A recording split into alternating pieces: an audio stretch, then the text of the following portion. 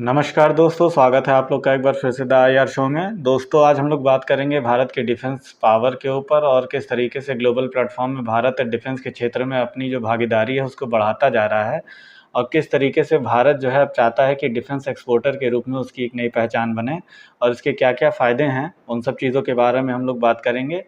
आगे बढ़ने से पहले अगर कोई भी ऐसा व्यूवर जिसने चैनल को सब्सक्राइब न किया हो तो प्लीज़ चैनल को सब्सक्राइब करें और अपना सपोर्ट करें। तो चलिए दोस्तों, अपनी चर्चा को शुरू करते हैं। जैसा कि अब फरवरी 2020 का ये आर्टिकल है, आप इसको देख सकते हैं। भारत जो है वो अब डिफेंस प्रोडक्ट्स को 42 कंट्रीज़ में जो है वो एक्सपोर्ट कर रहा है। ये जो भारत का जो डिफेंस एक्सपोर्टर बनने का जो एम्बिशन है ये उसको बताता है। साथ ही साथ अगर कुछ और आर्टिकल्स पे नज़र डालें तो यहाँ आप देख सकते हैं द प्रिंट का आर्टिकल है जो ये बता रहा है कि भारत के जो एक्सपोर्ट में जो डिफेंस एक्सपोर्ट है उसमें 700% का जो है इजाफा हुआ है और भारत जो है उसने अपना लक्ष्य बना रखा है कि आने वाले समय में वो 5 साल में वो $5 बिलियन का जो है वो एक्सपोर्ट करेगा डिफेंस के क्षेत्र में। ये भी 2020 का ही आर्टिकल है। इसके अलावा अगर आप लेटेस्ट में देखना चाहें तो मार्च 2021 का ये आर्टिकल है जहां आप देख सकते हैं कि किस तरीके से जो है भारत ने जो है एक तरीके से अपने आप को ओपन कर दिया है कि वो जल्दी से जो भी उसके जो पड़ोसी हैं, ख़ास तौर से चाइना के जो नेबरहुड में हैं, वो भारत से अगर कोई वेपन अगर ख़रीदना चाहते हैं तो भारत उनका स्वागत करेगा। भारत की इस फॉरेन पॉलिसी में जो एक बहुत बड़ा बदलाव ये आया था कि वो चीन के पड़ोसियों को भी अपने जो है वो डिफेंस इक्विपमेंट बेचने लगा। इसका सबसे बड़ा कारण है, आप लोग को मालूम होगा कि जून 2020 में जो है वो गलवान क्लैश हुई थी, जिसमें आप लोग को याद होगा कि 20 जवान जो हैं भारत के शहीद हुए थे और साथ ही साथ 35 से 40 जो है वो चाइना के भी जो जवान हैं वो शहीद हुए थे, जिसकी पुष्टि जो है वो अमेरिका की एजेंसीज़ ने साथ ही साथ रशियन एजेंसीज़ ने भी की। तो इन सब चीज़ों से फ़र्क क्या पड़ेगा? इन सब चीज़ों से देखिए फ़र्क ये पड़ेगा कि भारत के जो ग्लोबल प्लेटफॉर्म पे एक जो छवि है कि भारत एक तरीके से फ्रेजाइल कंट्री है, इस इमेज से वो बाहर निकलेगा। डिफेंस एक्सपोर्ट करने से उसको जो सबसे बड़ा लाभ ये होगा कि उसके पास जो है उसकी जो रीच है, जो ग्लोबल रीच है देशों तक, वो बढ़ेगी।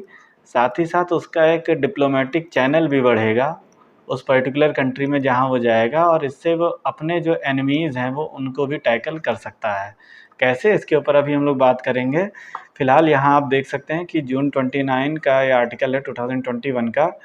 Indian navy takes part in military exercise with South Korean ship in East China Sea. तो ये देखिए भारत का डिफेंस के जो क्षेत्र में है एक बहुत बड़ा बदलाव है उसकी फॉरेन पॉलिसी में भी, कि भारत अब ईस्ट चाइना सी में जो है वो मिलिट्री एक्सरसाइजों में पार्टिसिपेट कर रहा है साउथ कोरिया के साथ। और यहाँ जो आपकी जो शिप गई थी, जो कि वॉरफेयर जो शिप है, वो गई थी आपकी INS किल्टान, जिसने पार्टिसिपेट किया था साउथ कोरिया के साथ ईस्ट चाइना सी में। तो आप समझ सकते हैं कि भारत किस तरीके से अपने एम्बिशंस को लेकर अपनी पोजीशन को वर्ल्ड प्लेटफॉर्म में चेंज कर रहा है, ख़ास तौर से डिफेंस के क्षेत्र में। साथ ही साथ भारत इस डिप्लोमेसी को भी अपने मजबूत करता जा रहा है। स्पेस डिप्लोमेसी का मतलब कि स्पेस से रिलेटेड जो भी टेक्नोलॉजी है और जो भी उसके डेवलपमेंट्स हैं उसके ज़रिए अन्य देशों को प्रभावित करना और उनको अपने साथ करना। तो आप लोग को याद ही होगा कि कुछ समय पहले जो है भारत ने क्या किया था कि सार्क सैटेलाइट को जो है लॉन्च किया था, जिसमें पाकिस्तान शामिल नहीं हुआ था, बाकी अन्य जो सार्क के मेंबर हैं वो शामिल हुए थे। साथ ही साथ ये देखिए, ये जुलाई 6 का आर्टिकल है 2021 का, कि इंडिया जो है वो एक mega ISRO ground station build कर रहा है वियतनाम में।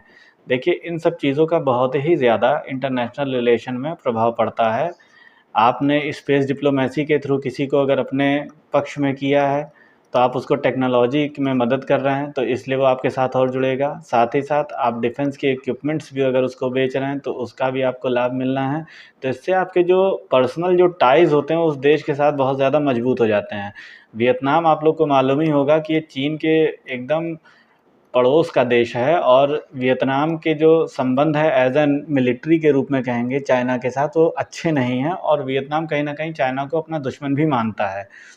बावजूद इसके जो है अब वियतनाम को भारत क्या कर रहा है, अब इसको ज़्यादा से ज़्यादा अपना सपोर्ट प्रोवाइड कर रहा है, क्योंकि जिस तरीके से चाइना ने पाकिस्तान को लेके इंडिया के साथ किया है वही अब भारत ने अपनी रणनीति में चेंज करते हुए वही काम सोच लिया है कि वो वियतनाम के साथ करेगा, फिलीपींस के साथ करेगा, साउथ चाइना सी में लगभग जितने कंट्रीज़ हैं उनके साथ भारत जो है वो अपनी जो एसोसिएशन है उसको बढ़ा रहा है। जो चाइना का काउंटर है।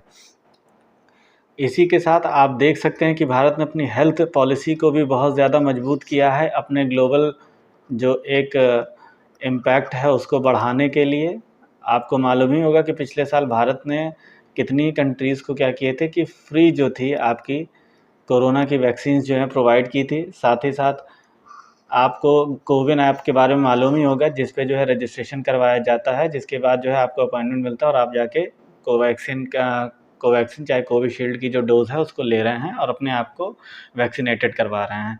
तो इसी के में जो एक सबसे ज़्यादा जो ऐप जो पॉपुलराइज़ हुआ है वो है कोविन ऐप, और ये इतना ज़्यादा पॉपुलराइज़ हुआ है कि इसकी इफ़ेक्टिवनेस को ग्लोबली जो रिकॉग्नाइज़ किया जा रहा है। और ग्लोबल में इस समय देख सकते हैं आप कि 76 कंट्रीज़ ने जो है भारत का जो वैक्सीनेशन प्लेटफॉर्म सॉफ्टवेयर है उसमें दिलचस्पी दिखाई है। तो आप समझ सकते हैं कि भारत किस तरीके से अपने जो ग्लोबल जो परफॉर्मेंस है उसको बढ़ाता जा रहा है।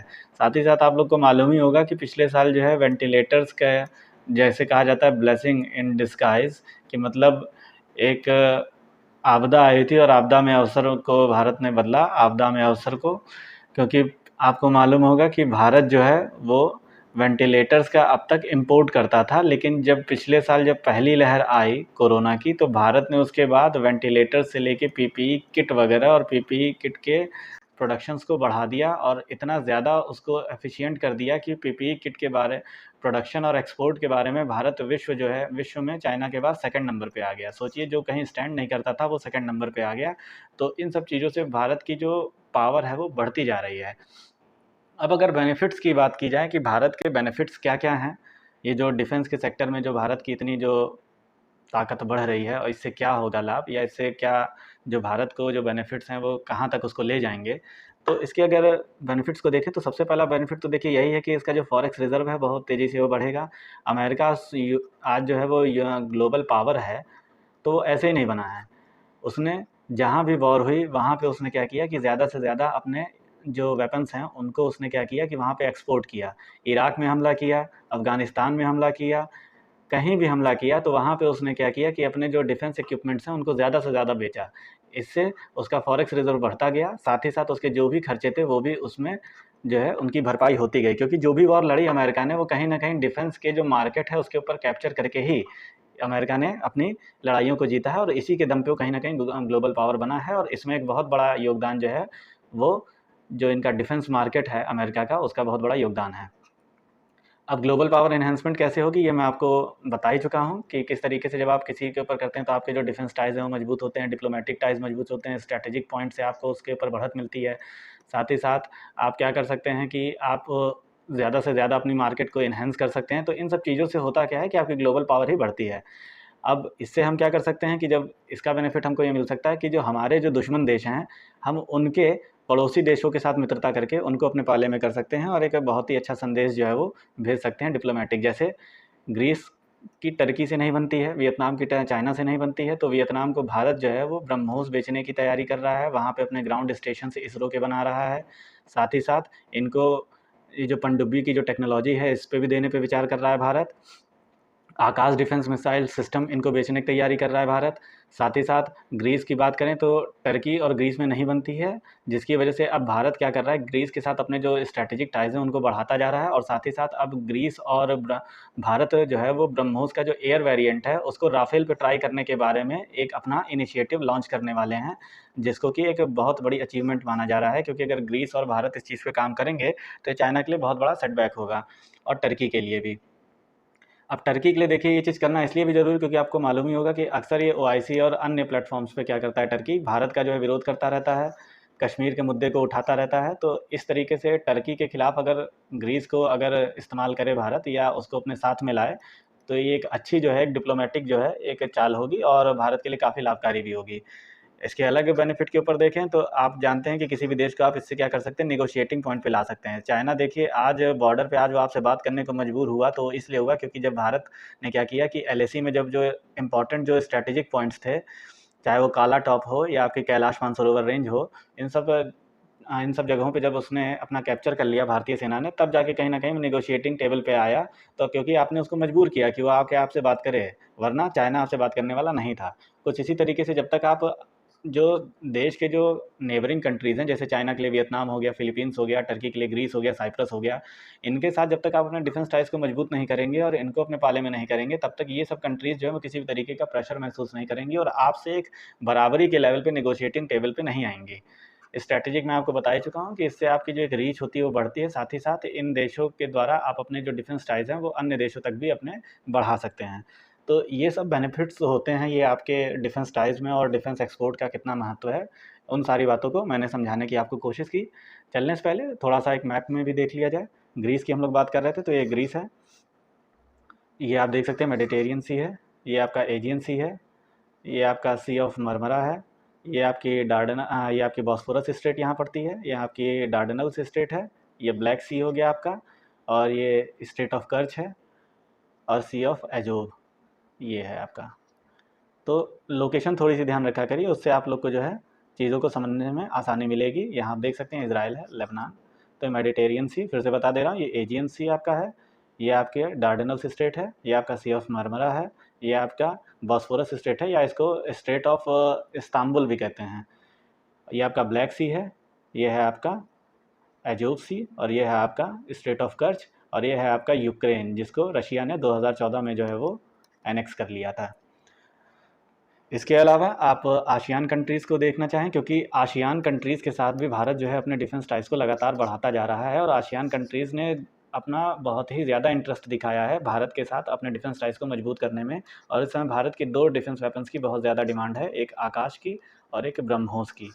ब्रह्मोस को माना जा रहा है अगले साल फिलीपींस ले लेगा, आकाश को भी जो है वियतनाम, फिलीपींस, आपके सिंगापुर, ये सब बहुत ज़्यादा इंटरेस्टेड हैं। साथ ही साथ म्यांमार भी जो है आकाश को लेना चाहता है, साथ ही सिंगापुर भी लेना चाहता है, मलेशिया भी लेना चाहता है, कंबोडिया, सिंगापुर तेजस विमान को लेने में बहुत ज़्यादा इंटरेस्टेड हैं। तो भारत अपनी रीच को जो है वो बहुत ज़्यादा बढ़ा रहा है, और ये ग्लोबल पावर बनने की तरफ भारत का एक बहुत बड़ा कदम है जो उसको ग्लोबल पावर बनाएगा, ये आप मान के चलिए।